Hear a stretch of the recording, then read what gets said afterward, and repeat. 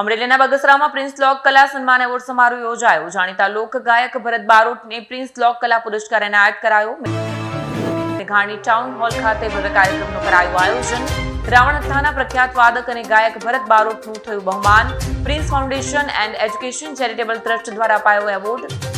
પાલુભાઈ ગઢવીના અધ્યક્ષસ્થાને યોજાયો સમગ્ર કાર્યક્રમ। સંતો મહંતો અને અગ્રણીઓની હાજરીમાં અપાયો લોક કલા સન્માન। ટ્રસ્ટના પ્રમુખ વીકે જેઠવાએ તમામ મહેમાનોનું શબ્દોથી સ્વાગત કર્યું।